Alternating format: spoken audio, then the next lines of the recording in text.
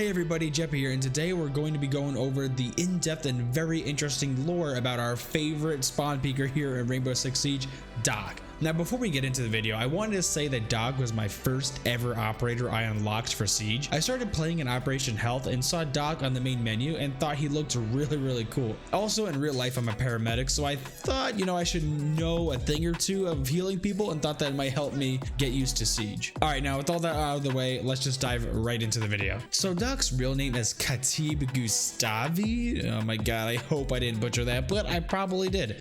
So throughout the video, I'm just going to stop embarrassing myself and I'm just going to pronounce it as Doc. Just say Doc instead of Khatib Gustavi. That way I don't have to embarrass myself every single time I mention his name.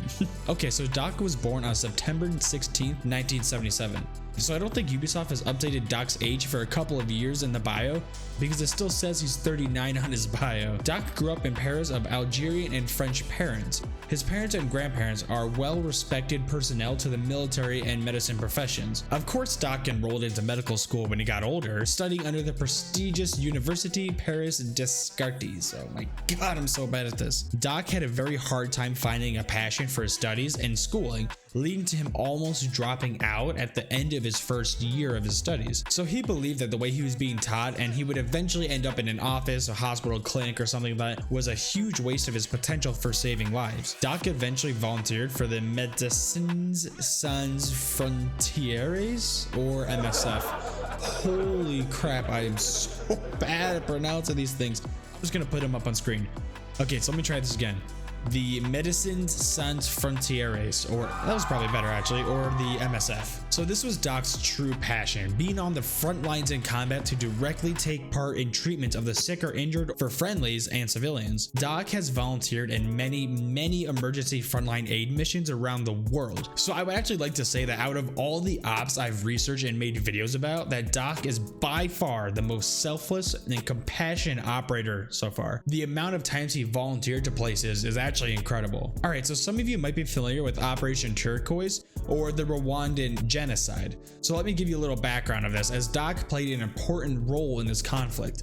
So the Rwandan genocide is a real world issue. On April 6, 1994, the Rwandan president Juvenal Habyarimana and the Burundian, oh my god, and the Burundian president Cyprian Ntaryamira, were assassinated, sparking the 1994 Rwandan genocide. So these two presidents were assassinated at the same time. Now, I don't want to get into the specifics of the Rwandan genocide and the absolute atrocities that occurred, because frankly it's depressing, but I will say that the main conflicting parties were the genocidaires and the Rwandan Patriotic Front, or the RPF. The conflict was going on for some time before the French stepped in and launched Operation Turquoise to help aid the people. Doc of course volunteered for this and was sent to take care of the injured soldiers of the French and the RPF, as well as helping the Rwandan people that were mutilated instead of killed. So there were controversies over the effectiveness of Operation Turquoise due to the French not really trying to combat and eliminating the people causing the genocide. Instead, what they did, they kind of just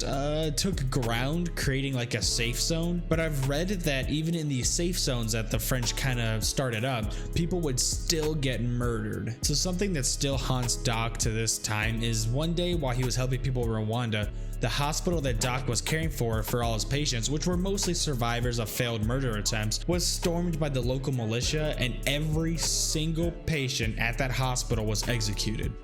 Until this day on, Doc fully embraced the philosophy that it's within his power to save lives with a scalpel or a bullet. So if you guys are interested, I recommend reading up on this. It's crazy to think that something so barbaric happened a short time ago. So I was born in 1997, making me 22 years old right now. So just a few short years before I was born, a genocide was taking place and basically only one country stepped up to help them. So Doc truly cares for his patients on an emotional level. With his truly impressive background with a Bachelor of Science, Health, Master Toxicology, and Ecotoxicology, this led to the doctorate in medicine, chemistry, and imagery. On top of all that, he has years in volunteer work with the MSF and eventual collaboration with the GIGN, leading to countless frontline battle traumatic experiences as well.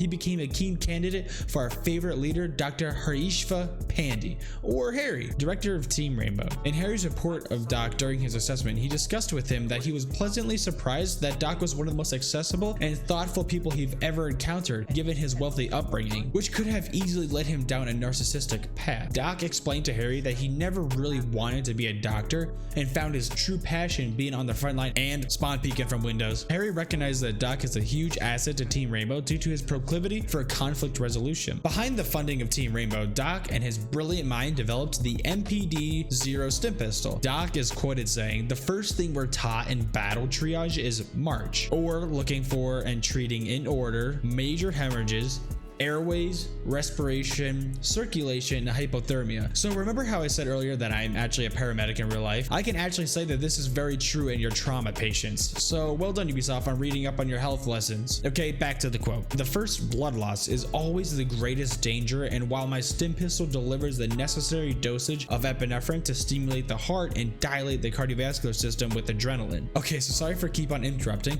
but I read that the dose that Doc gives to people in his stim pistol is 1 milligram of epinephrine with a normal saline solution.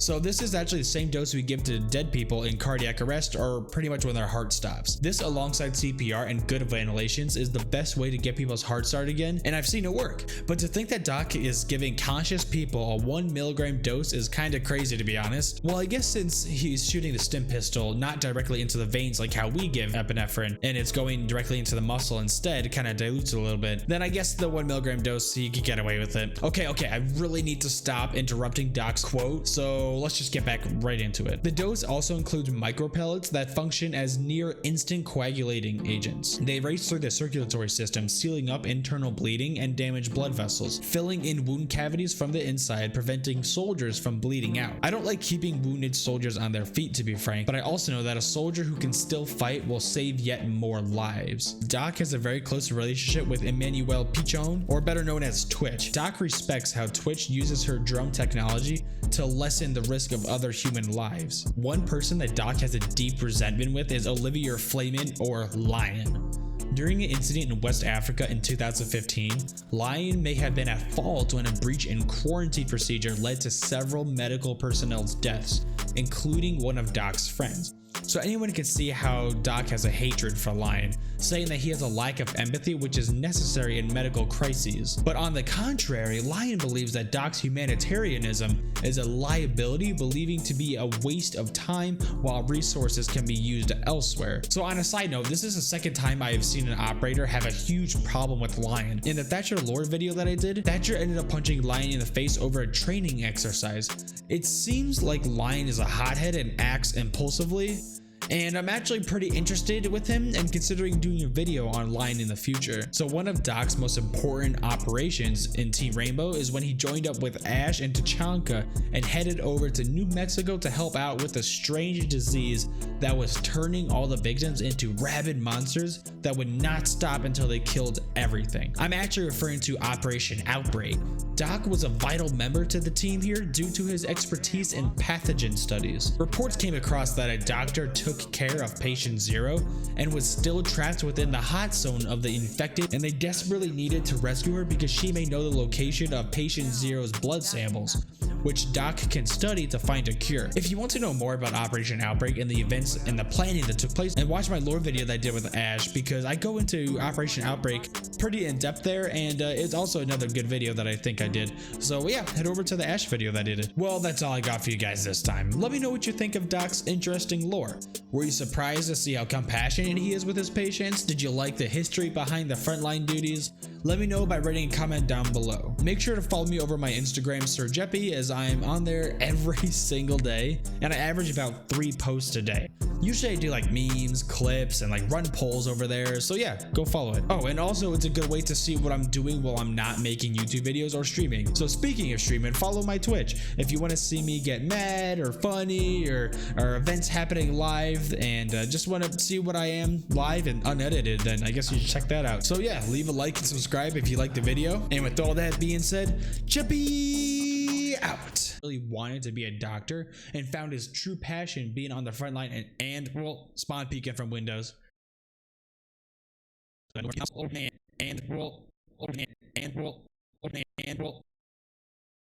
What?